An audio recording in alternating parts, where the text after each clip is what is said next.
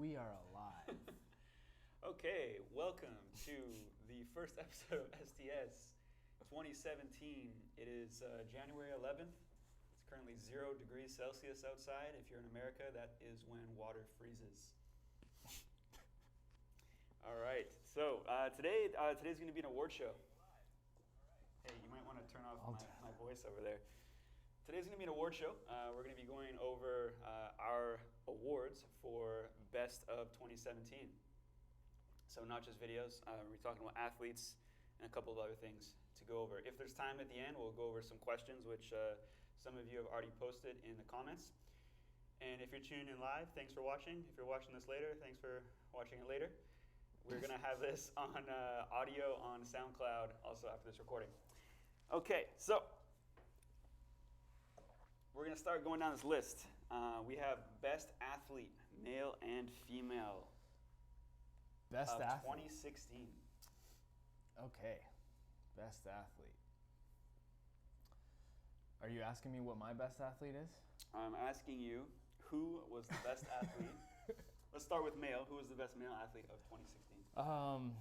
It's tough because this is, when you propose the idea for having kind of an award show and talking about like best athlete, I was kind of struggling to like figure out like which style of athlete to award. So did you cheat and you picked two? No, I didn't. Okay, no, good. No. So you ruined the whole I didn't, thing. but based on consistent performance at competitions, my best athlete I want to say is Nate Weston for the year. Okay. I think you can make an argument for Joey Adrian because of how many times he podiumed, but I think Nate Weston really kind of came through this year with his consistency, and he really blew everyone out of the water. Like in terms of, I don't think anybody expected him to be able to perform at that level. First at the Apex International and then at NAPC, and then he went to Art of Motion and he worked his way all the way through the qualifiers and then made it into the finals, and then had kind of a messy, like kind of, Not his best performance. Yeah, it was. It was a little. It was surprising to watch, but I think it was just because he had been working through injury and he had to go through all of the qualifiers, so he's exhausted at that point. So, and I think just making it into the finals at Art of Motion, and we've talked about this before, that is what happens when you win, right? So yeah. If you get into the finals, you won. You won Art of Motion. You already won. Yeah. Okay, I actually agree. Nate Weston was also my pick of best athlete for 2016. So we agree. So we get a high five and we take a drink. Oh yeah, I already did one, but I can't imagine how loud that high five was for everyone right now. Okay, so next up, we got an echo in here that we need to get rid of. By the way, is that that monitor? All right, we'll keep going, but the monitor. No. Oh, yeah, it's definitely from that monitor. Okay. Anyways, as we get that figured out, so also my pick for 2016 best athlete of the year, Nate Weston. Definitely. I was also kind of had Joey up there. We're kind of basing this on competitions, but also how well his Art of Motion submission did too, because we also have to include video presence, I think, in best athlete, basically. So for best female, who did you pick for best female? That one was a really tough choice for me, and to be honest, I didn't really come to a conclusion. So, and I'll tell you why. Because you gotta pick one. I have to pick one. Yeah, all right. You well, can't not come to a conclusion. Well, I felt like I feel like you can make an argument for. I don't know. Alyssa did really well at Apex, but then she, ended up not winning. She was the favorite going into NAPC and didn't end up winning that. So I think that kind of removes her from the board of best female for the year, which is, it's hard to say, but, and I was pulling for her. But I think moving past that kind of athlete, I think we're looking at like style athletes. You can make an argument for Sydney, but then Lynn beat her at Art of Motion because Sydney was dominant in North America, but Lynn takes it in Santorini. So, and then you have with Lynn getting accepted onto Storm Freerun and her putting out some videos with them, and then also winning Art of Motion. Sydney had videos this year too, though.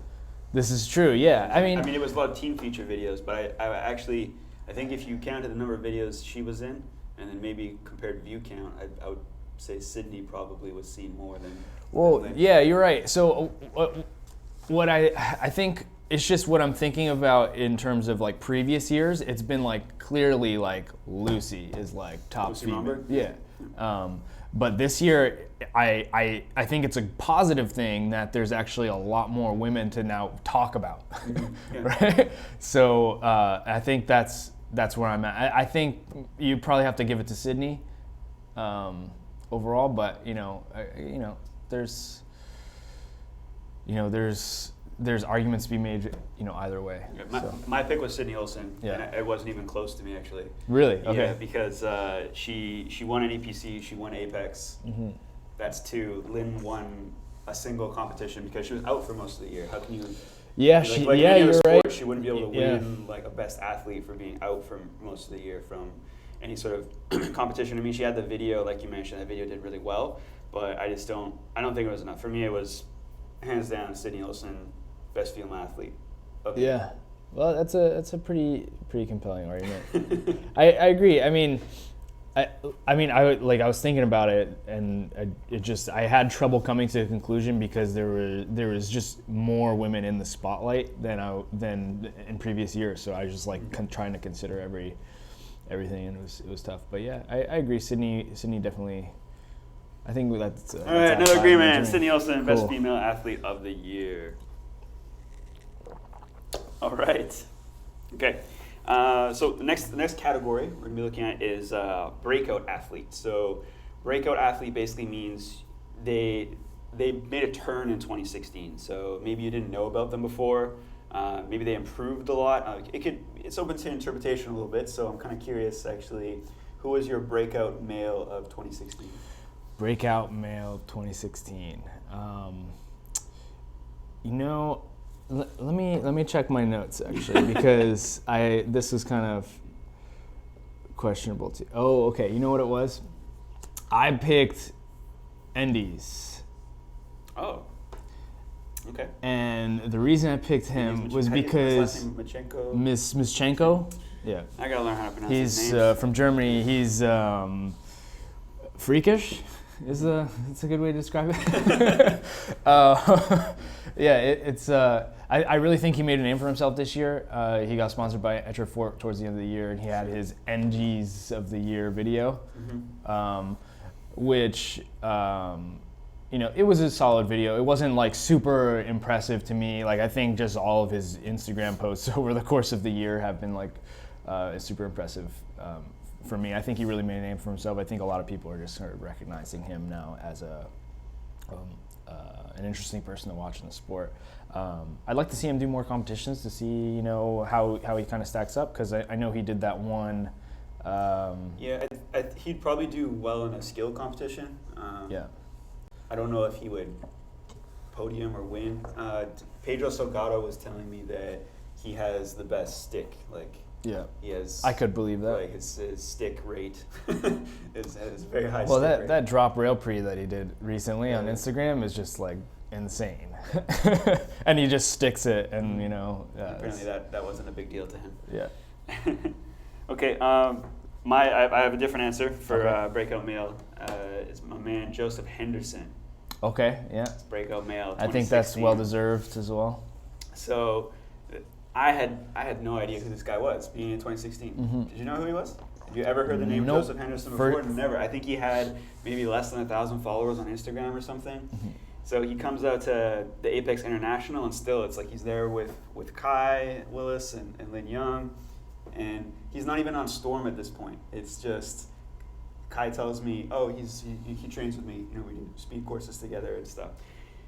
At Apex he competed for all 3 days, to basically 2 days to get into the competition because he didn't quite get past anything. And he didn't get in the first qualifier. He got in the second qualifier, and then he competed in the main event. Yeah, and there was kind of a lopsided victory in the main event at Apex. So it wasn't his competition to win, but still like he got out there. And then you started to see more of him. He showed up in like the Riddle Hops vlogs. He was traveling a lot in North America. He's traveling a lot all over the place. This name Joseph Henderson, Team Hendo, starts to become a thing. And then he comes to NEPC and he blows everyone away at NEPC. Like he had flawless speed course runs. Did he compete in skill? I can't remember. I think it was, or was it just speed? Speed. Yeah. No. He. I thought he competed in skill too. Or maybe he did qualify. So I don't know why I'm not remembering this. Anyways. He may have been in qualifiers, but truly like putting himself out there as a speed athlete. And we had a conversation with Kai Willis before that event. We were kind of talking about body types, and he was kind of bent on that. No, Joseph has the body type of a speed athlete. Like he's a smaller guy. He's really light and everything. And we're like, no, Mish Todorovic with all the power and everything. That's your speed athlete. And I think there's still like a debate there, but he definitely showed that he is a master at speed running. And I think only is coming into his own really. Like I think he's going to continue to improve. Shortly after that, Storm finally picks him up as a team member, and now we're seeing a lot more of him. I think actually a video just came out today. It's 2017 now, but yeah. I definitely agree with all those points. I think there's. I mean, yeah, he even went to Art of Motion and like got through the jam qualifier, the first round of qualifiers, which is like pretty impressive for a guy who doesn't have like a really bag of tricks at all. But I think the reason he was picked was because he was doing something different. Because I heard at Art of Motion it was just like people just spamming like double fulls and like things that are hard, but it's like there's no uniqueness, right? I have to disagree with you at one point though. I mean, you're talking about how like he's a master of speed running. I'm not saying that. I'm not saying I'm like still doubtful of his ability because I still think he's impressive at speed course running, but I think NEPC was actually Mish's competition to lose, and he did, unfortunately. Well, yeah, he made mistakes. He made mistakes, whereas but that's part of Joe Well, yeah, you're absolutely right. Like Joe is so smooth in both of his runs. He had a consistent, like controlled run. He was. He was like pretty much tied with Pedro on the first course, and then Pedro messed up, but Joe like kept his cool and was able to complete the course. Yeah. I'm not thing calling with him like, I'm not calling Mish, him right? the GOAT. I'm not calling him like this all the time. No, it's Breakout. I understand but, that. But I think there's definitely a level of mastery there. But I would put Pedro Salgado in that. Mish on a good day, like the potential's there. He's shown that kind of greatness, but I think he gets too anxious on courses. So because he has all of the physical ability, the technical ability, right. he chooses obviously good strategies. He gets too amped up, and I think he just can't focus. But yeah, Joe. And then Dylan Baker, who knows if he'll compete again? Yeah. Who knows what's gonna happen with that guy. Okay, let's move on. And Breakout Female is next. Okay, Breakout Female. Again, I'm having trouble with this one. You see, because now I feel like I have to pick Lynn because she was like put on Storm. and she she's been, especially towards the end of 2016, she was putting a lot more content out. Did she make it into Art of Motion in 2015? Yes, but she was injured, and so she couldn't compete. Yeah, because I remember 2015 was when like her first videos, or the first big videos came out of her. Mm-hmm.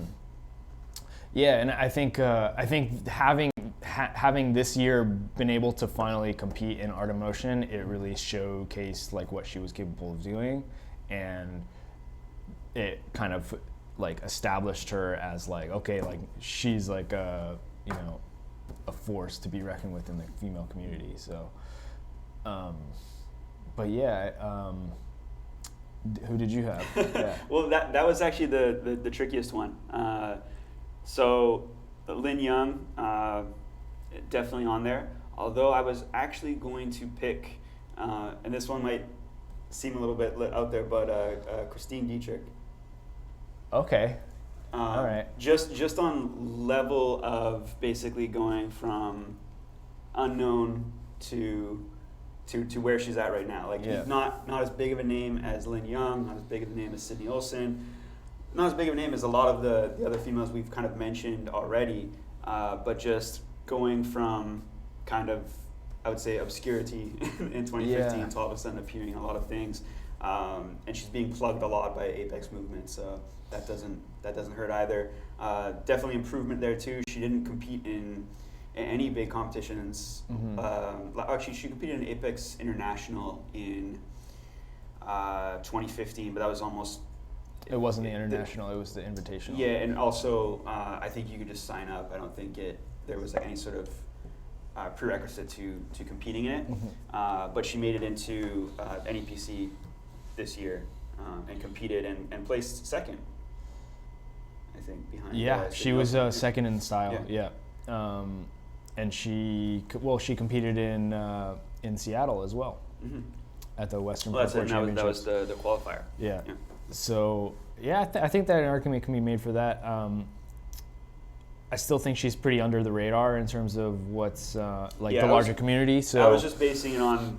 I guess I've had to put it on a scale. Like who made the most improvement as far as like coming into the limelight or doing well in competition, and that was my decision. Yeah, and she's in she was in all the Red Bull Run the City videos that Apex was putting out. So yeah, she's definitely getting out there a lot more, and I think that going from where she was in like the last couple of years compared to 2016, I think that there's a pretty strong argument for Breakout. Yeah, my other pick would have been Juliette Marzio. Yeah. I mean, I would think that she still has. I think maybe next year is her year. This is for Breakout, not for. No, I know, I know, because she's still only 16. So she still has maybe 15.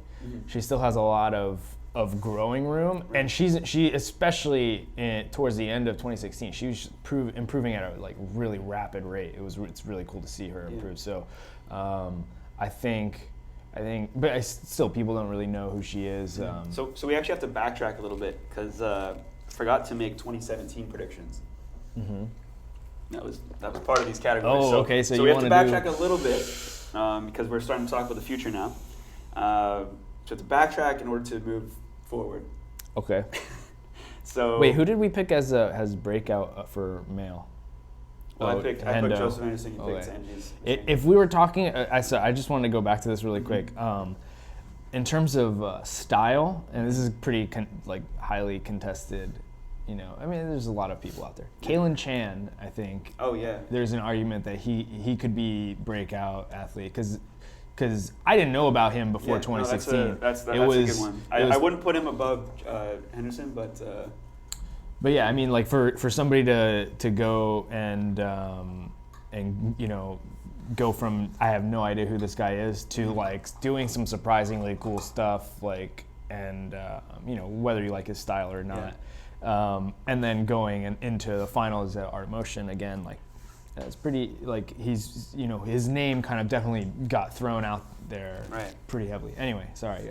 Okay, predictions. so going back, best male for 2017. Who do you think it's going to be?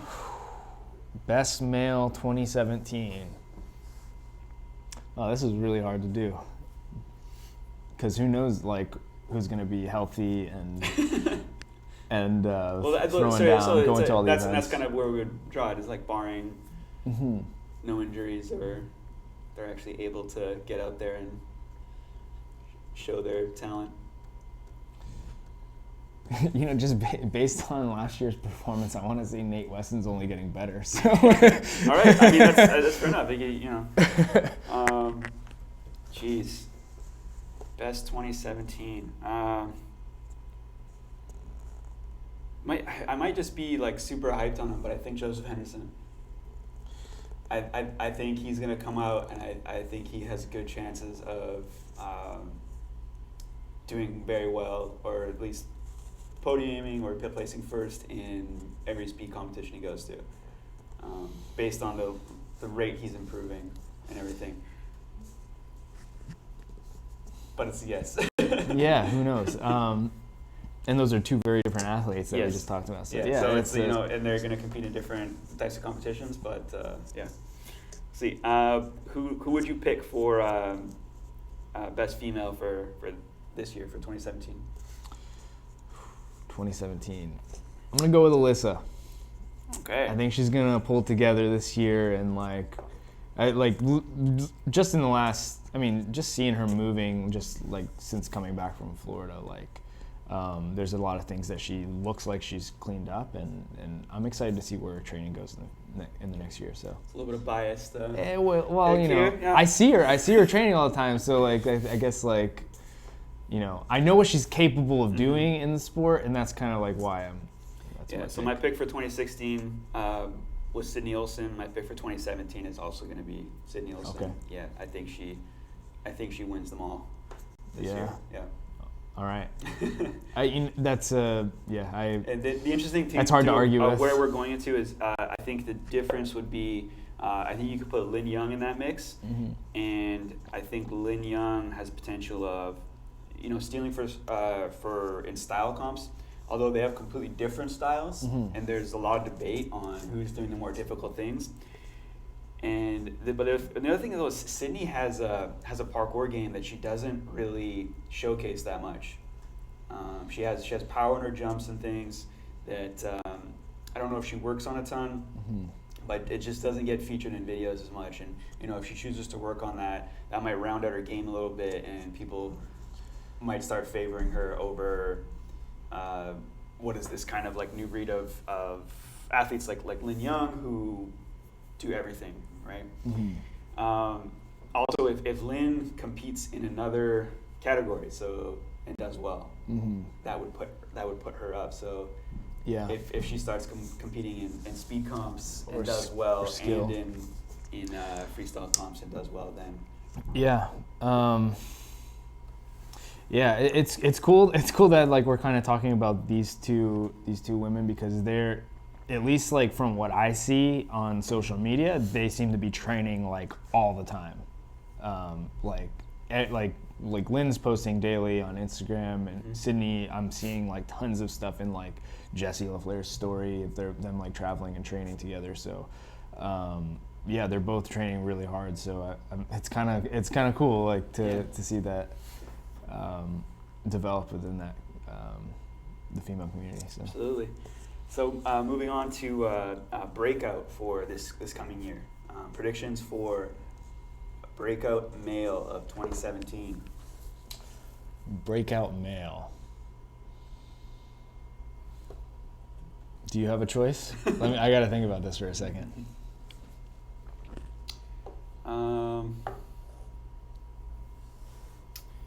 This is actually a tricky one. This is actually a tricky one. I didn't do enough of my homework. I was just going to write off your answer. That's my whole plan. What about Breakout Female? Do you want to come back to that one? Breakout Female. I could see Juliet coming out next year. I agree. Juliet Marzio, Breakout Female 2017. Yeah. She was also a 2016 pick, but I think she's going to continue to, or not, she wasn't my 20, what am I talking about? Christine Dietrich was my 2016 pick, but I think 2017, Julia Marzio from Seattle is going to make a name for herself. Yeah. Cool. All things considered. Breakout male, though. Oh, man. This is really tough. Yeah.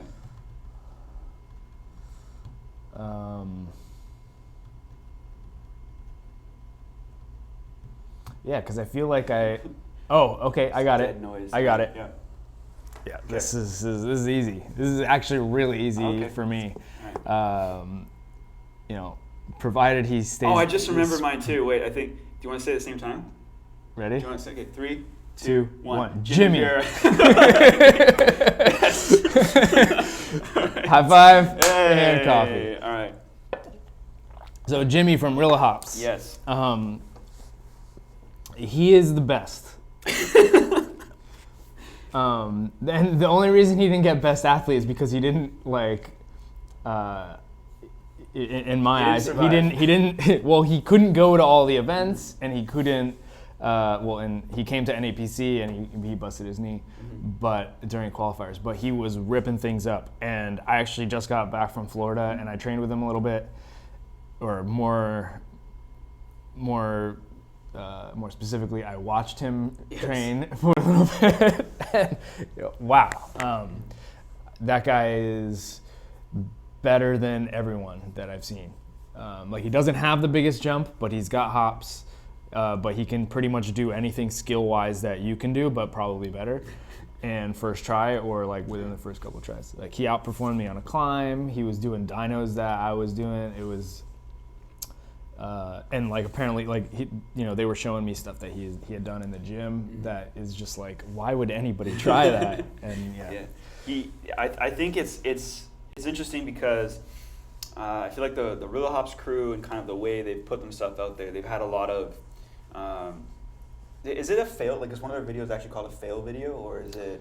No, it's called Falling is Living. Falling is Living. So it's that's I think that's their most successful video. It's got like millions of views. Is that his knee at the? Yes. Like okay, so he's been kind of painted as this guy who is like really reckless, and maybe he is, maybe he isn't. There's kind of limited evidence to suggest otherwise because he doesn't put himself out there a lot. He's starting to now. I think that injury happened within his first year of training. So like he's still only like he's been training for a little bit less than 4 years, and so like from what talking with the Real Hops people, they like apparently he was just kind of like throw his body at stuff in the beginning, but he was like. He just didn't have any fear. He would just try it, and then he had to learn how to land because he was obviously failing so much. But then there's just some people who just are able to just naturally figure out the correct patterns, and the figure out like force absorption, and well, it's like you can't tell me his technique is not incredible.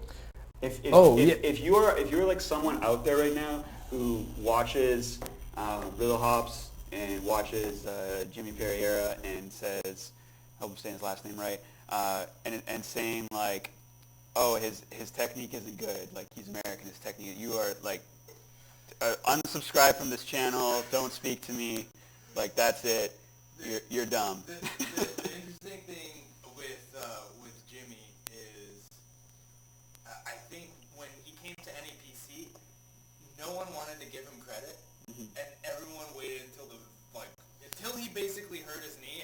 Everyone was like, no, he's like, it's like they were all in denial. Like they didn't, like nobody wanted to like actually believe that he was good. And when he hit the 9 Kong, was that first try?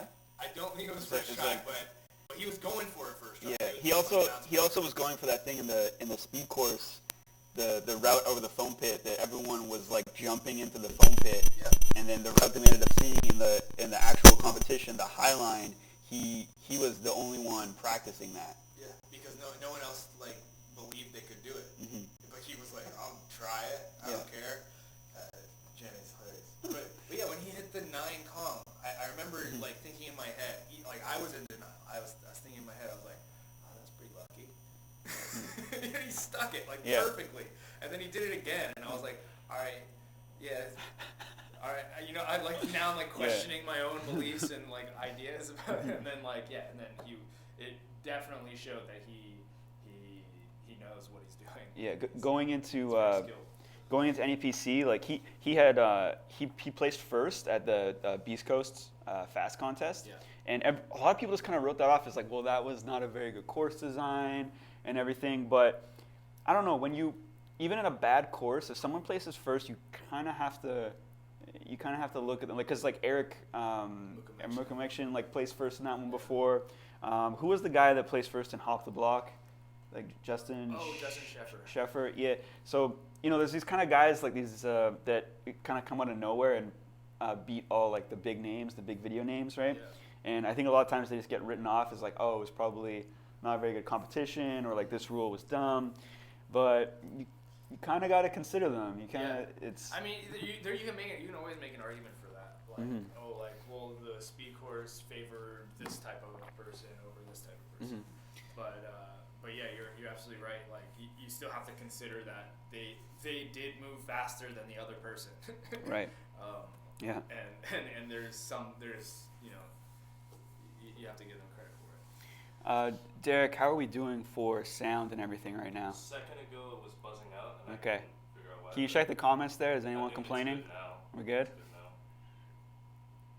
Sorry guys, we got a new setup we're playing with here, but hopefully, if the live stream is bad, hopefully we'll be able to re-upload something that will be palatable. Anyway, we're gonna move on. I think we're back. We're caught up again. We did most impactful athlete. We did not do that yet. Oh, okay. Damn, man, we got a long. Okay, we gotta move along here. All right, most impactful athlete of 2016. Dylan Baker. Okay. Why? Okay, so he was pretty much gone from 2016 in terms of like what he like him in the public eye. Like I feel like there's not a lot of videos that you're seeing from him. He showed up to Apex International and won, which was awesome, but then didn't come to NAPC and kind of just he's been ghosted a little bit.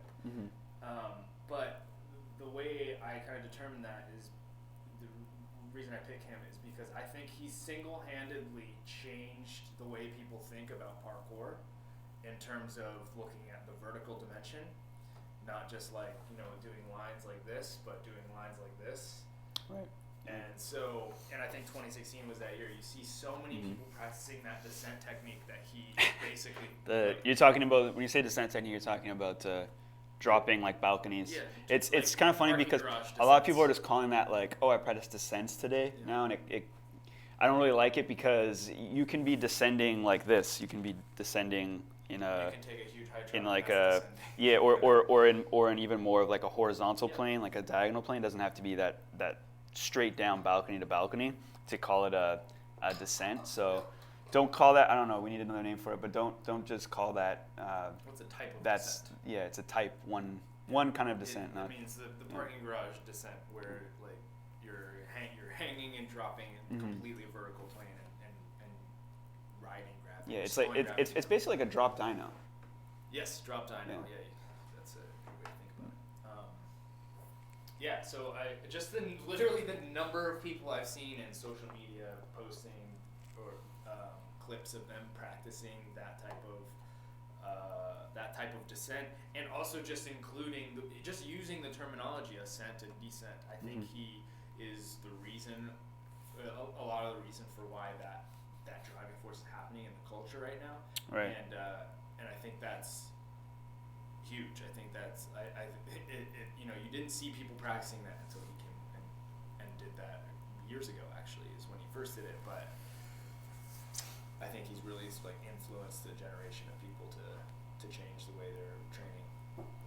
Cool. I went a completely different way with this one. Cool. We already mentioned this guy, but most impactful athlete of 2016 for me was Kalen Chan. Oh, okay. No one received more hate. No one was probably seen as much. Keep in mind he does all those Devon Supertramp videos. Yeah. and who's it, Ronnie? Shelvis. Yeah, he does all of his like, he's getting parkour freeing, whatever the hell he's doing, whatever you want to call it. He's getting it out there. He's making the impact, if you will. So maybe not best athlete of 2016. Maybe not. I think we already mentioned him as Breakout, but I feel like he made the most impact if we're talking about things on a global level, which, I mean, you can define this category in various ways. So. Yeah. Interesting. Yeah, because you know, if you're thinking about like, he probably was seen by more people not doing parkour. Yeah. Right. Which is it's very interesting. Pokemon Parkour has like 10 million views. I'm not surprised. Okay. Do you want to go ahead and do a pick for 2017 most impactful athlete? 2017? Yeah. I have someone in mind if you want me to start with this one. Go Yeah. Kai Willis. Really? 2017 most impact, but again, it's a different way of looking at this, I think, because he is also on the business end. So Storm, he's making this push for Storm to do a lot more now. Well, they're doing 3 videos a week now. I think he tried to do a lot in 2016, and he's like a guy who's like one of the older generation guys that is still pushing it, right? Still, and he went through like an extent of injuries and stuff, but I think he's starting to get over that. There's that epic Storm documentary that's going to be coming out at some point. It's not a documentary. I think it's just like a film. No, it's going to have like, I'm pretty sure. Oh, maybe not. I'm not going to say it. I know when I don't. I might be confusing things, but basically, when they filmed it, yeah. So it's going to be more of a production. It's not just a video. I think when they first started filming it, or maybe this isn't where it started, but they did the Storm tour, and so like Phil D was in it, Dylan Baker was in it, and there's all this footage of them that is kind of on the low right now that maybe only a few people have seen, and they're still filming for it. So when that comes out, I think that's going to be quite the impact. The fact that he's with Storm Freerunning trying to put out 3 videos a week on their YouTube. They keep that up for the rest of the year. So I think by the end of 2017, if they go on tour again, just the athletes that he quote manages, by the end of 2017, he might be the guy who's put the most impact on the world of parkour. Whether or not you count that as athletically, it's kind of another debate. And then we could probably bring like other business and people into the conversation if that's the case. Yeah, I mean,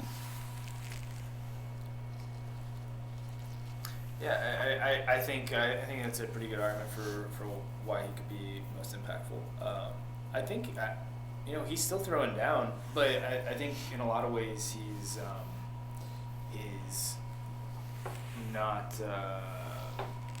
not going to be pushing it like the athlete side of things. Mm-hmm.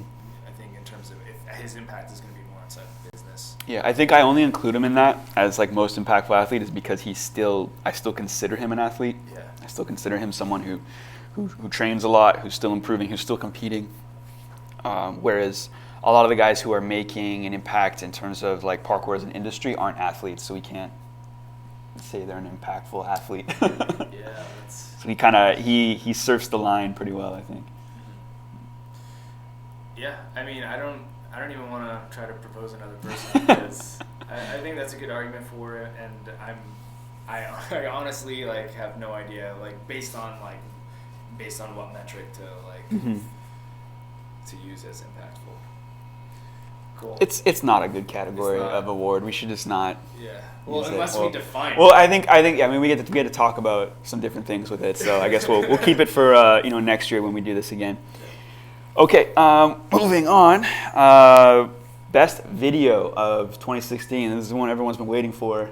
Yeah. Because this is the only thing that ever gets covered in any other show like this. So, do you want to go first for this one again?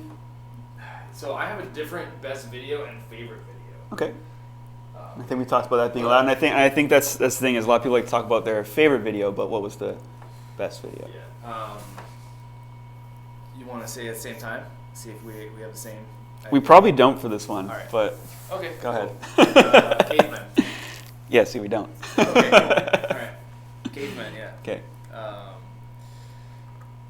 Yeah, I thought. Caveman 2. Caveman 2. Yeah. Sorry, yes. Mm-hmm. Caveman 2. The Max Cave and Bench Cave. Mm-hmm. The brothers from one set of brothers from Store. Mm-hmm. The long lines, the descending, which it's not using that specific technique. But that's the correct definition of descending. Is they use a variety of movements to descend from a building from where they're 2 or 3 stories up and finding their way down. Yeah, I just thought it was well put together. It demonstrated their style, their location, the setting that they're in, the rooftops, which is always really cool to see. Like just that environment, just to be able to have access to that as like your training grounds is like really cool. And then the type of stuff they're doing is super high level and at height and. They're navigating these complex environments, so I give it to Caveman 2. It's my best video pick. Okay. Best video for me, so I kind of cheated. Yeah. I didn't cheat, but I looked at views. Okay, yeah. So I looked at. I was thinking about doing that, but yeah. So I looked at most views in videos 2016. Don't ever do this. Don't ever go on YouTube and type in parkour and filter it into most views because you're going to be very disappointed. So the first like 2 or 3 pages is fail videos, okay. Minecraft, and then compilations. Yeah. Like compilations, like people are crazy compilations, stuff like that. Beneath all the shit, and again, the first one that you could probably kind of call a parkour video there is Pokemon Parkour from 2016, but I watched it and I just don't count that as a legit parkour video. But there is one legit little gem in there, which as of today, because I watched it again this morning, is over 3 million views.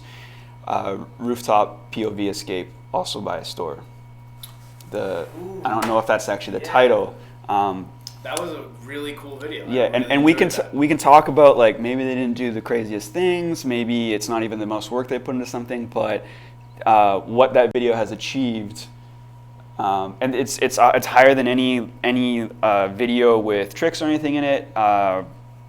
Again, unless you're counting like Pokemon POV, which is more just people that like Pokemon watching that, not necessarily people that Pokemon Parkour. It's not really a parkour video. It's more about the fact that they're in onesies and doing stuff. But yeah, rooftop POV escape is now over 3 million views. So you've probably seen it. If you haven't seen it, you should check it out. It's a great video, and that I think is the best video of 2016. I like your pick better than mine. As I cheated a little bit, but They're both store picks, though. there you go.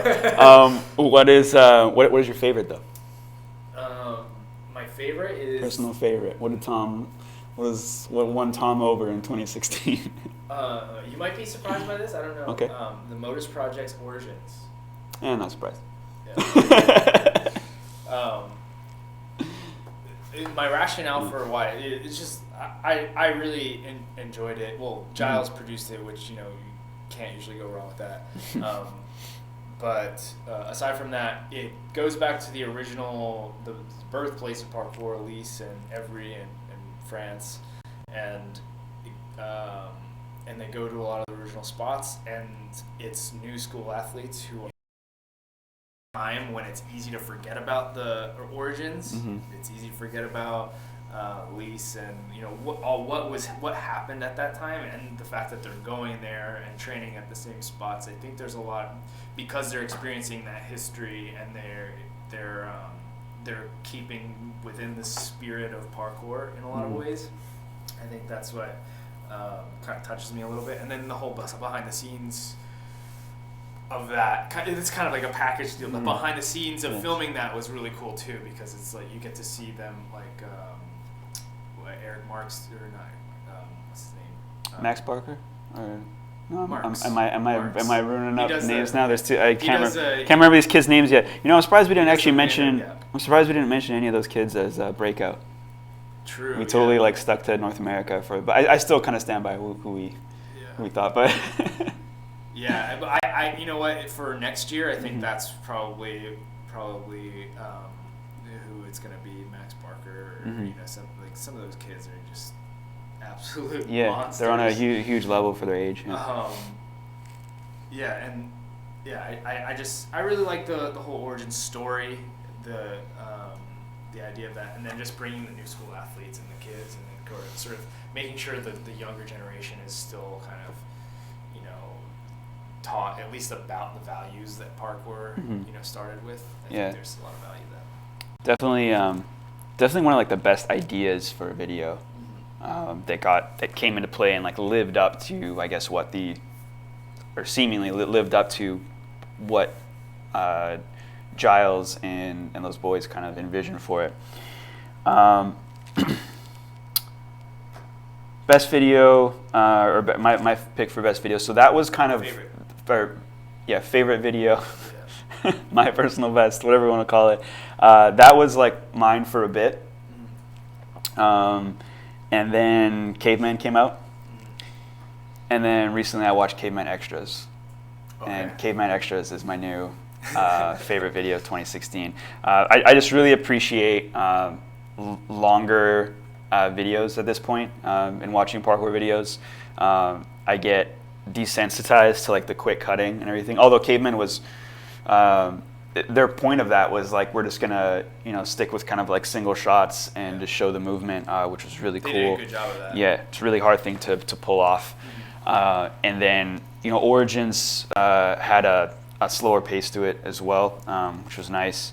Actually, I might be meshing the behind the scenes in that one, but Caveman Extras, Caveman Extras, it's cool because that video, if you haven't seen it, it just shows like multiple attempts of things, and then it shows some of the things that are like first try, which is really cool too.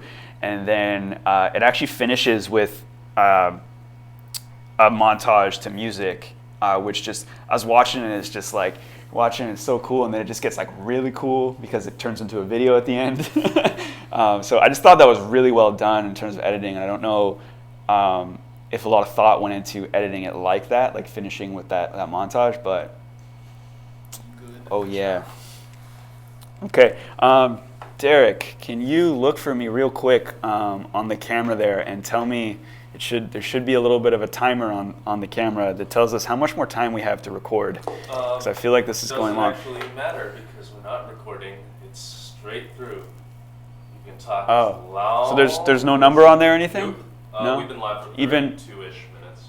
No, well, I have longer for that, dude. It's like 12 now. I know we were late, but 35. Okay. And there's nothing on the camera there that's telling you otherwise. Okay, so we're gonna keep trucking. Okay, so best video. This is a fun one. Worst of 2016 is the next one I want to do. Okay. So we can't end with that because that would suck. Yeah. Worst thing of 2016. Parkour ban in Horsham. Wow, yeah, that was pretty bad. Yeah. Yeah. Is that still a thing though with Parkour UK now, or do we know? I don't think we should find out. But I really don't know, but okay. But you know, just the fact that any like where was the other can like, you know, yeah, try to ban an activity like that. I think it's just what was Daniel Ibaka's hometown? That it's like starts with an M, I think. Morton. And it was already banned there. Yeah, I think so. Yeah, so yeah. It's just another instance of overreach. Okay. My worst of 2016 is the terrible use of the word tech. It's my worst of 2016. I don't know what it means anymore. I don't know what anyone means when they use that word. For me, tech it just should be about like, that was solid technique you used there. You stuck that jump, good tech, or that tech saved you because you bailed but you caught yourself. But this whole idea that tech is now a style where, but like not even more technical, because you can't say it's more technical. I could do a massive jump and stick it really nice, and that was good tech. So my style therefore is very techy. But tech is now kind of this thing where you're in a tight space You're doing a bunch of tight space, little movement, or ground movement, or just kind of really awkward challenge. I think in 2015 it was called awkward, and now it's in 2016 it is called tech, and tech is the style. A lot of people disagree with me on this, and they're wrong. But for me, that was the worst 2016, is the growth and overuse of the word tech. Yeah, I don't feel as strongly about I know you don't. It's okay. It's okay. There's people out there that feel me, I'm sure. Well, all three of them. I think I'm just gonna state a little argument. So like a huge standing jump, Mm-hmm. a nice stick, that's good technique, Mm-hmm. but it's not as technical as a smaller standing jump where you have to like turn and land on something with a drop and like maybe something more narrow. Like there's something more technical about the second scenario than the first scenario. But wouldn't that be just relative to It's because again, like say I'm not like genetically a big jumper, but I've worked on my technique to the point where I understand, because you can see differences in people's just a basic jump, just a fundamental jump in like how their arms look and everything when they're jumping. There's a difference between that and some guy who, like, I don't know, I don't want to call anyone, but basically someone who just is kind of hucking and happen to be really springy, right? Well, like, so, I mean, I guess let's compare it to another sport. Mm-hmm. So, like basketball, like a dunk, like Mm-hmm. like a really big, like, boom dunk. Right. That's less technical than like an under the leg one-handed basket, right? Sure. I think that's what I mean by like, so you can have two things that both require technical skill, but one Mm-hmm. has a seemingly higher technical component to it than the former. So I think that's. I agree it's overused Mm-hmm. as a term, and it's become this like really annoying thing that's like, yeah, let's find the techie challenge, like, and it's just like, okay, like, how about just like find a challenge, and then it's like, oh, this is more technical than this challenge, but it's, I don't have to use the word tech every 2 seconds, right? I think that's where I agree with you. Anyway. Yeah, no. So- Not over it. Never gonna be over it. It's done. Okay. That was lame. That was. Yeah. I think anytime parkour is banned, that's Yeah. pretty much. Well, you have a more relevant answer. I'm just selfish. Yeah. Fair enough. yeah. That's fine. You can be selfish. This is all opinions. This is an opinion-based show. There we go. Okay, we're gonna move on to best team. Best team. Best team in 2016. Store. Yeah. How could you not give it a Store? Yeah. I think maybe next year Storm could come back and Mhm. like be like the best team, especially with what they're doing now with the 3 videos Yeah. a week, and like they're sponsoring more athletes, and they're putting up a lot more content. They're just having more representation in competitions and stuff like that. I think that all contributes to being the best team, but Mhm. it hasn't started until this year, it feels like. So. Yeah. There's also an interesting thing with like what qualifies as a team, because the name team gets thrown out there. So for example, you could be sponsored by Nike, and they may put in their media that you're on Team Nike.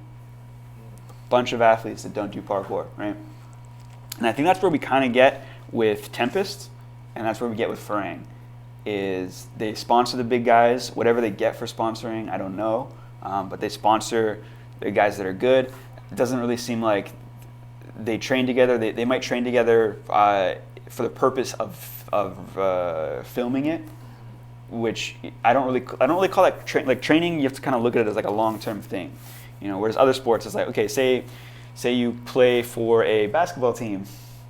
You're on a basketball team. You train with those guys. There's but even in an individual sport, like you could be on like an MMA team. You could be in a gym with a bunch of other MMA fighters. You guys train together. But this kind of thing where it's like there's a brand, and the clear thing is to promote this brand, and then there's a team for the brand. I don't really qualify that as a sports team. I think it's just another category altogether. Maybe there could be an award for like best brand of the year. We didn't really think about that one, but I think that should be recognized as different. That's why I think you got to give it to Store. I think just because of the quality of content they put out there and everything, but also because like there's two sets of brothers on that team. So like they're together. They're all like in the same geographic area pretty much.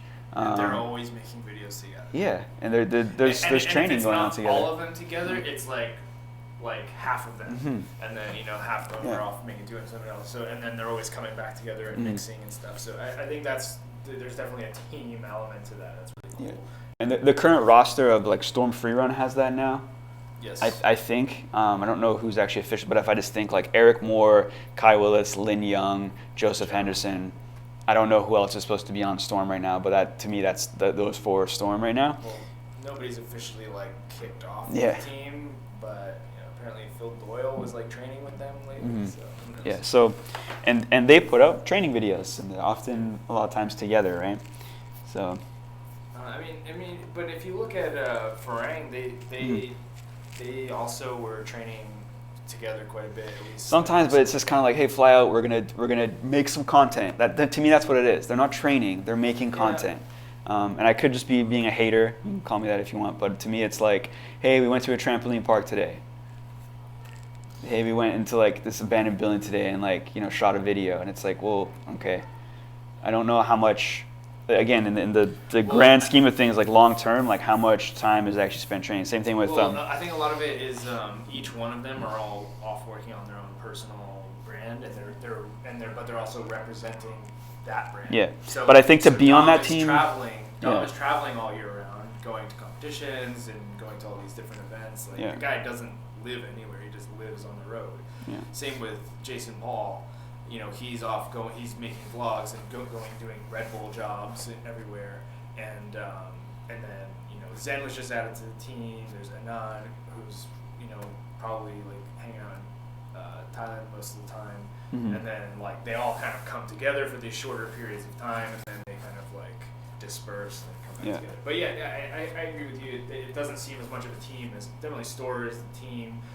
It's a team for that brand. That's what I'm trying to make a distinction. Yeah. But I think you can make an argument that Farang might be the best brand right now in parkour, at least for this year. I think they've. Yeah. I'm not super into their clothing or anything like that, but just in terms of like recognizable brand and like what they're doing with clothing, it just seems like it's on a higher level. Also, like Jason Paul's following, you have to factor into that. And his vlogging has been like super influential. Yeah. Like he could be made as an argument for most impactful athlete of the year. Sure. Just based on how much he's doing in terms of content. But we already did that. So, sorry, Jason. Ruined. Okay. Do you have a prediction for best team for next year? I said Storm. Okay. I think there's some potential. Yeah, I think Storm, Store. Yeah, but one of the two. One of those UK teams. There's other teams I'd like to do more. You can say Modus projects are Brooman Parkour. I was gonna say Brooman. Brooman might have. There might be something going on there. Or the Modus sponsor team. But that's kind of half Brooman anyway. So. Yeah. Cool. Okay, one last category to get to, and it is the story of 2016. What happened in 2016? What defined it? Yeah. So I kind of have like a mixed story, and actually, so I think the first part of it is it was the year of competition, right? That was mine. Okay, so you see, it's not like competitions weren't happening before, and it's not like competitions aren't going to happen after, but I think this year was the year that a lot more grassroots level competitions were just springing up everywhere, at least in North America. Even in Europe, you see a lot more that was happening this year, and Apex International, they stepped their game up and they wanted to do a big one. NAPC was bigger than it's ever been, Art of Motion was really exciting. Art of Motion was bigger than it's ever been. Yeah. They had the whole the Air Whip was bigger than it's ever been. Whip, yeah. And then like every jam, not every jam, but like most jams had like a competition, or there's all these weekend competitions you hear about. And it's an exciting time to see in the sport, and I think that kind of really defined 2016. But on top of that, I just want to add this sort of like sub story, and it's actually American success. Not necessarily just in competitions, but in general. There, for the longest time, people shit on Americans, but now you're seeing like some of what was like the Three Americans qualified for Art of Motion in the video competition. Yeah, 3 Americans qualified in video, which is out of... Wait, was Sydney included? Because if you include Sydney, it's 4. Cool, yeah. So 4 Americans, which is, pretty crazy. And then how many of them got into the finals? Alfred, Kalen, Nathan, Joey. So 4 Americans got into the finals at Art of Motion. And are going to be at Art of Motion next year because of it. Yeah. Joey won Air Whip. Nathan, we had international athletes come over to North America to compete in Apex International and NAPC. And Joseph ended up winning. He's a Brit, but he won the speed at NAPC. But I think just the level of the American, like North American athletes, it's definitely surpassed the level of the European athletes in like Apex International, for instance, and then also. I don't know if you could exactly say that. I mean, maybe in that like Dylan Baker winning Apex International, and then Nate. Style there, and Sydney Olsen winning in free, but it was also like that is a North American competition, so there's international athletes that didn't attend. Sure. Yeah, but I mean, like at least Apex wise, they tried to seek out like European, like actually invited more Europeans than they did Americans to that competition. For speed, not for speed. Freestyle. Yeah. But then you have the freestyle. You have Bart, DK. These guys all got beaten in the end. And, they're all excellent athletes. But I guess my point is like the story is that there was this huge year of competition, and then you see a lot more American success than you've seen in previous years. Yeah, I think it's like a bit of a stretch to say that like. American athletes are surpassing other athletes, but not to say that again, I agree with like the success with like that. It was definitely a year where we saw a lot of American athletes make a name for themselves and kind of probably not, but maybe push past the stereotype that Americans are not very good at parkour. Yeah, so I think the cool thing about the U.S. in general, I think is in terms of the parkour community, there's some really high level guys out there, and we have a big country. This is a big old place. There's a lot of people in it, so like there's gonna be some really talented people around. I still see like communities with like poor technique, and people in the U.S. practicing like with poor technique, and having shit tech, if you want to say, but it doesn't mean that the U.S. is at all limited to having shit technique for the rest of the days, because we have all of these really talented athletes who are breaking past that stereotype, and I think that's cool. And hopefully it'll change the perspective of people outside of North America to see North Americans as having quality. For whatever reason, Canada doesn't ever. It's only the U.S. Less population and less communities, really. Like you think about all the, because like there are way more major cities in the U.S. than in Canada. Yeah. Like Canada for parkour, like we just go province to province. You know, we got Vancouver in BC, and there's other cities in BC, but the communities are so small.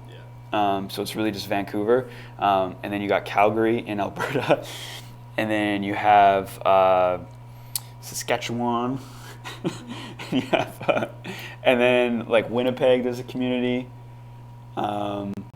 Ontario, you got like Toronto in Ontario, and then you got Montreal, and then there's I think maybe in other parts that I didn't mention, like there's just not really communities. There might be like a guy out there who's really good, but there's not really communities. So, yeah, what was that, like five communities? And I don't think I could count the amount of communities in the U.S. So it's just like a much. Yeah, because there's just millions of them. Mm-hmm. Yeah, I mean, like in Florida alone, like there's just like scattered all people doing parkour all over the place. But in a lot of ways, there's some weakness in that community too because it's so spread apart. But you still at least see like group, like mass groups of beginners and then elite teams and things like that coming out of there, where you don't see it as much in Canada, just because there's less communities. Yeah. Okay. Story for prediction for story of 2017. Do you have, I got one if you want me to start, but go for it. 2017 to me, I think is going to be the year of media in parkour. I was gonna say year of the vlog. Yeah, I mean basically everyone started a vlog. You got Storm already coming out with more content, and this is kind of just backpacking a bit on like 2016, because 2016 is when this stuff started. We're trying to put out more content as well, and it's just the tricky thing I think is a lot of these teams or organizations that try to put out more media. You know, the street term is content, I know, but I don't like using the word content as much as I can help it. So a lot of these groups that are putting out media, they have other things they got to do. Like we coach, we got a gym to run, we got to train, we got to do. We don't have time necessarily always to learn how to use the tools that make it, but those tools are becoming easier to use. You know, this is something when I was in film school, we were talking about how you need basically like an army of people to make a film, and it's just turning into like, you know what, one day it's just gonna be like 3 guys. You're gonna have like a camera guy, you're gonna have the guy behind the camera, and then you know your talent, and that's it, and then everything else is gonna be done in post. Yeah. And that's really happening. So it's not something really unique to parkour, although I think just also like a lot of people don't watch TV anymore. You know, a lot of people just watch TV on the internet, or you know, their shows or whatever on the internet. The whole concept behind YouTube is that it's channels that you can flip through. Yeah. And I think YouTube is making a bit of a comeback. Instagram's bigger than it's ever been. You can post minute-long videos now, and again, this is just piggybacking on 2016, but it's like every day you see another person who's like, yeah, I'm using Instagram now, and I'm doing dailies now, and part of me is like, damn, I don't care about all these people, but part of me is like, oh, really? I have to look at you more? Well, I can choose not to. I can unsubscribe, so you know that's nice. But all in all, it's a good thing. It's another way of us being able to get parkour out there more without. It's something we have control of. And share it with each other. And I think that's kind of it. I mean, this could be a topic all by itself for a whole nother episode. But you know, we're talking about like the reasons we film ourselves, and I don't want to get into it too much, but there, you know. A big part of it is sharing it with each other. Like back in the day, we would do it through forums, and then YouTube came. I mean, I was not in that generation. I was in the YouTube generation. So once YouTube came out, it was like then parkour videos were being shared like crazy, and then YouTube, you know, ended up like everybody just went over to Instagram, and it was like really short clips that people can post, and so. It's changing the way we're filming things, and it's making it more digestible, more accessible. This shoots in 4K now. Yeah, your phone. Yeah, and you know, it's the other thing. Like, when do we stop calling them phones? Like, yeah. When is it just like life tool device thing? Yeah. Yeah. So Yeah, I mean, like I got a GoPro recently, and now I can get all of my clips onto my phone and then edit it with other clips that I have with my phone. You know, so I can just make a whole video just using my iPhone. And literally, I have a computer in my back pocket, right? Yep. Front pocket. I carry my phone in my back pocket. Right? Break things. Yeah, who would do that? You'd sit on, you'd roll on it. Right. Yeah. Well, I think it's going to be an exciting year. I'm looking forward to it. We're already 11 days deep. So. Woo! Cool. So what time? We're almost 12. I think we should run to about 12:30. So we got about 8 more minutes. So that is the conclusion of our 2016 awards, which we'll do next year, and maybe we'll throw some more things into it. We're doing a 1-camera show today. We got multi-mic. We can actually, hopefully next time we'll have another guest on here as well. We also hopefully we'll have another camera. So again, 1-camera show today. We're just trying to. This is a little tester of some of the equipment we got here, but yeah, hopefully this show is going to change and grow in 2017 if all goes well. This is a lot nicer than what we used to do because, again, I talked about time being available. And when we do this live, no one has to go and edit this after. We can just put it out there. So, again, yeah, we got a 3-man show going on right now. So, before we end, there are a couple things that just happened kind of recently that we've had some requests to talk about. One that just was questioned was, and I think actually next week, if you have additional questions or comments about this, post them on the YouTube link, post them on Facebook. We'll gather them and we'll talk about it. We'll talk about it next week. But just real quick, I want to go over World Chase Tag. Yeah. We got some questions about, basically what is our impression of it. So World Chase Tag happened. Basically, it's one of these, again, kind of like private competitions where they're inviting high-profile parkour teams, and I think it was all parkour teams that went into it. So you got like Marrero Gang, you got Storer, you got I don't know what team Daniel Abaca was on, but Daniel Abaca was in it. You know who was also in it? Who? Tag. Taghead was in it. Okay, cool. Tag Matthews Palmer. That's his full name, I guess. So yeah, World Chase Tag comes out. Looked like pretty good amount of funding behind that. They're still plugging videos on Facebook. And one of the questions that we got was, what do we think of this as like a competition format? So Tom, I'm just going to ask you, do you think the World Chase Tag is like a good competition format for parkour? Is it good for parkour?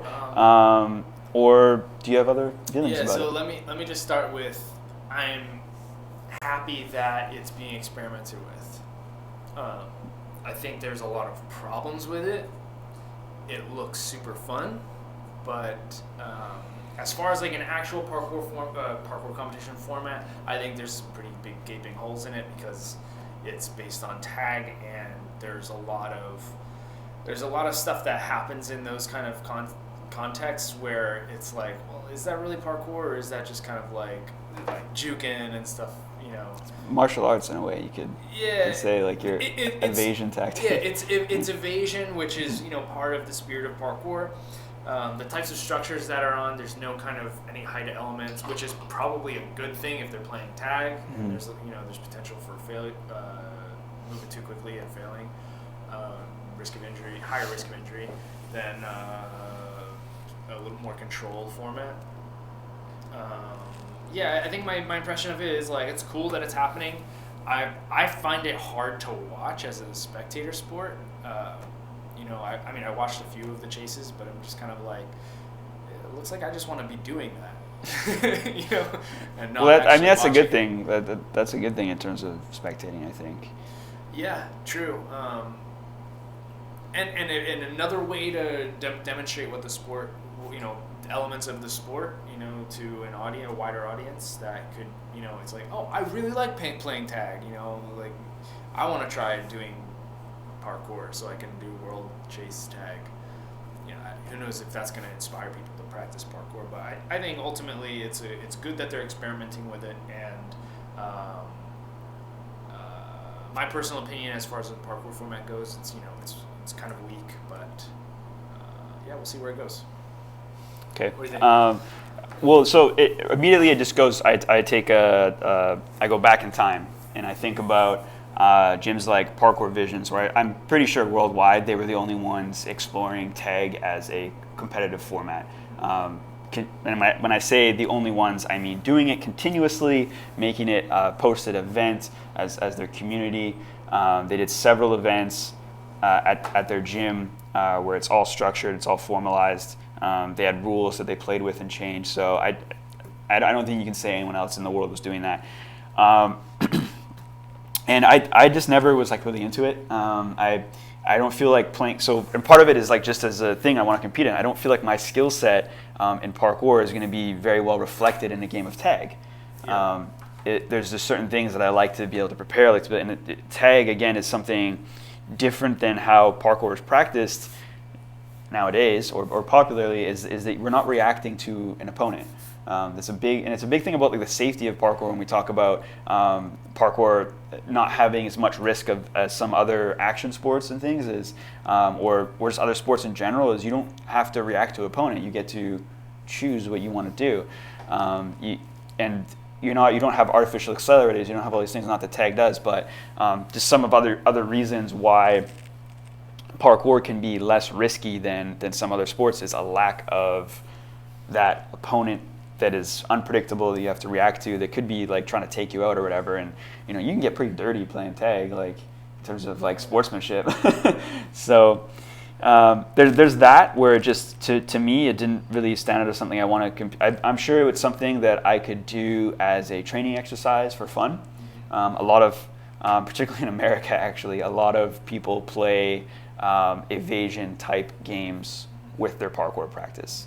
I see it the most actually in America, where it's like we're going to do like contact improv and things like that as a way of developing our overall movement ability, and there's maybe some evidence to suggest that is worthwhile, and there's some evidence to suggest that maybe you should just do parkour and just do jumps to get better at it.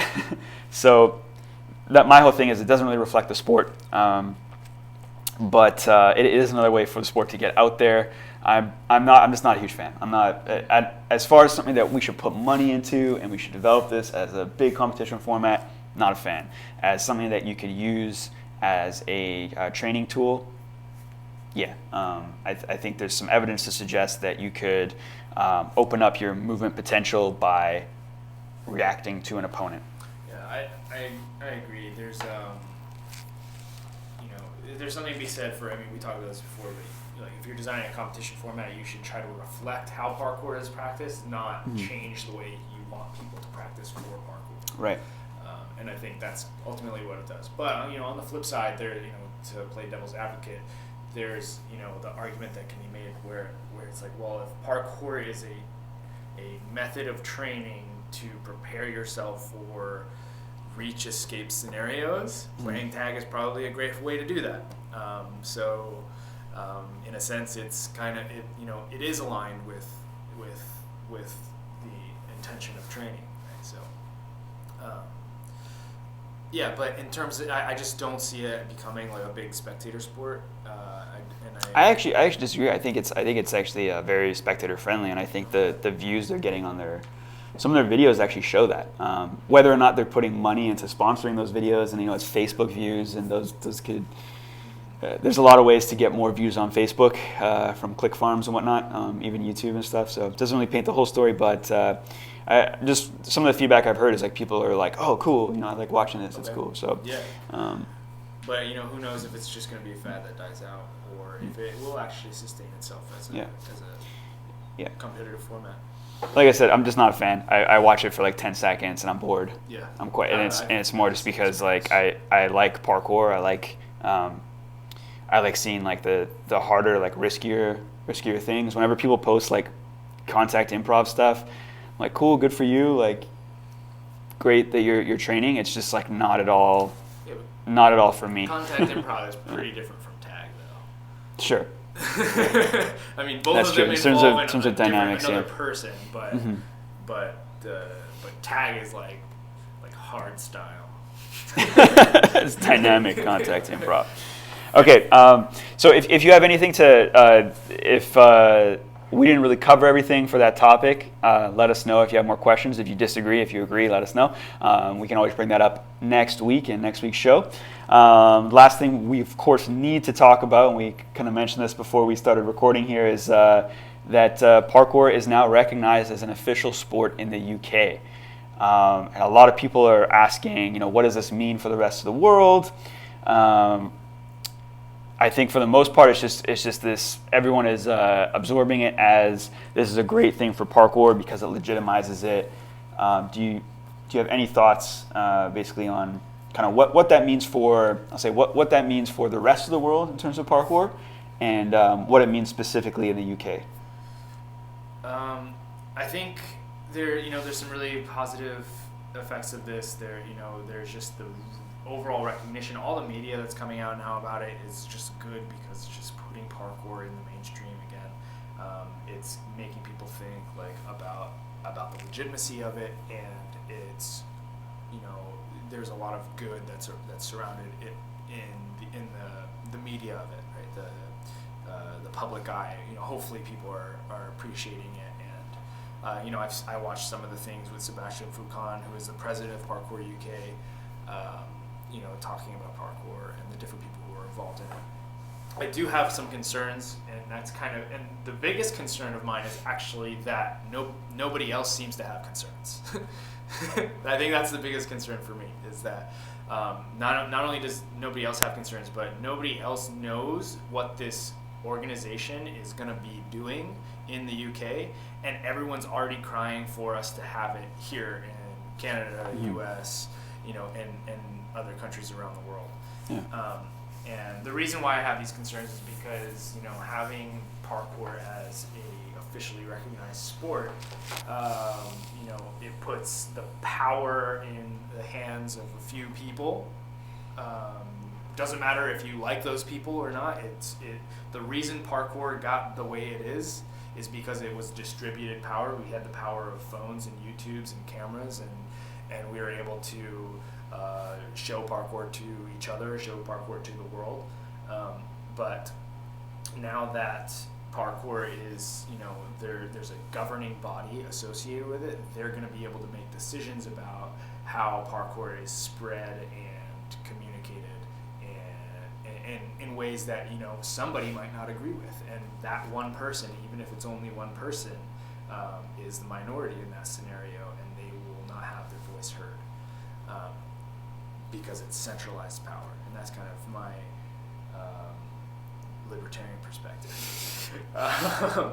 We in the UK, they already have the ADAPT certification as the monopoly certification. You have to take that to coach in the UK, which means, as far as I understand, let's say I want to go to the UK to teach. I probably can't do that. I can't have a working holiday in the UK, because even though I have 5 years professional experience coaching here at Origins, and then volunteer coaching for years before that, I wouldn't be able to take my experience and knowledge over there to share it with them because I'm not ADAPT certified. I think that's a problem. Who's to say who can and can't teach parkour? Just because the Yamakaze are board members, they get to tell you that how to teach parkour, run 5K. As far as I know, they still don't have clean climb ups and things that I value as an instructor and an athlete that are potentially just not even covered in that ADAPT certification. I've never taken it, but my point stands. There's enough content out there showing what's in it. So if there's only one, then you don't have competition between the different certifications, and you don't have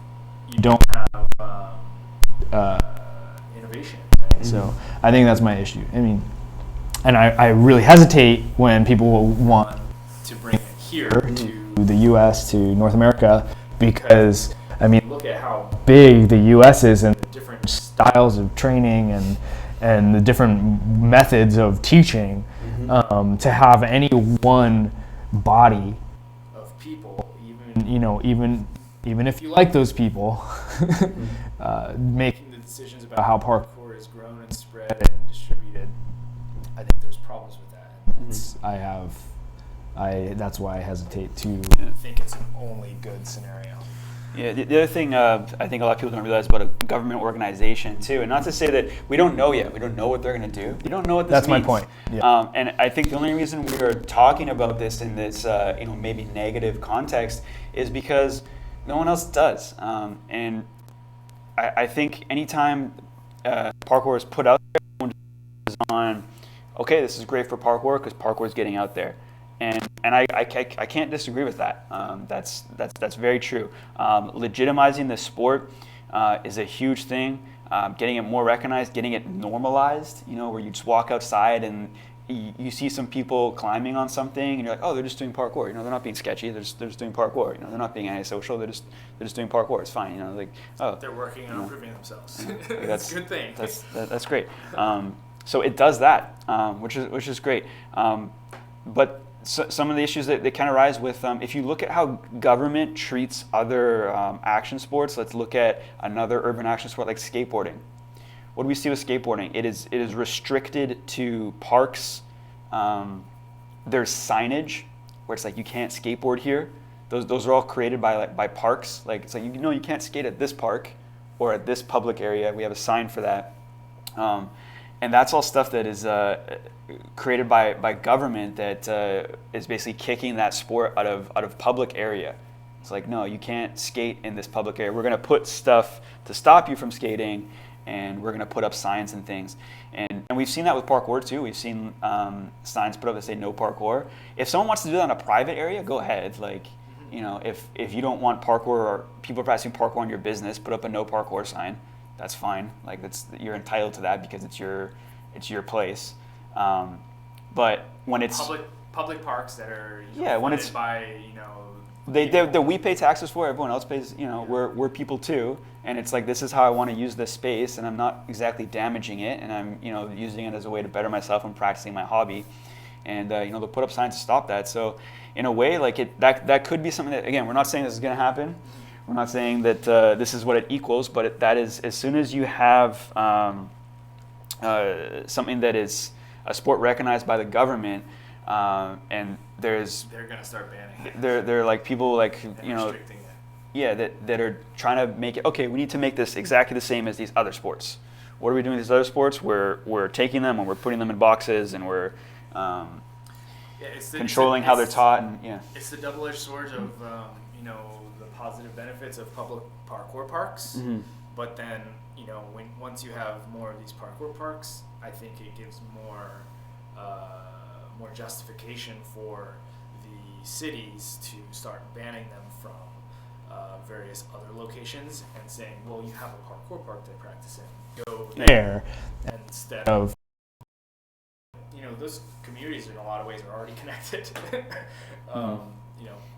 So Derek's throwing a fit over here. Looks like we may have lost the video. How we doing? It's back now. It's back. Did we drop for a bit? We dropped for a bit, yeah. Okay. Drop the live, or we're gonna find out if it recorded or not after. It's okay. Since we're back, I think Tom, I just want you to finish your thought there that you had.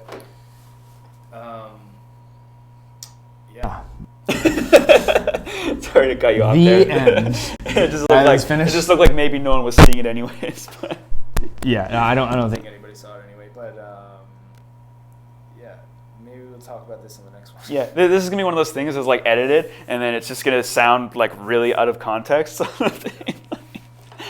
As we're trying to make points here that are fair. Anyways, guys, I think that's going to be it for today. Sorry if we had any technical difficulties. This is stuff, again, coaches, athletes stuff, not media people trying to figure out how to use tools and stuff. We're like, it just reminds me of that thing from Zoolander where they're like beating on the, is it in the computer? That's basically what happens whenever we try to set up one of these things. Anyways, Derek, if you could cut in 5 seconds here. Thanks for tuning in, guys. We will see you next week. If you have any comments, please leave them below, and we will try to get them into our next week's episode. See you next week.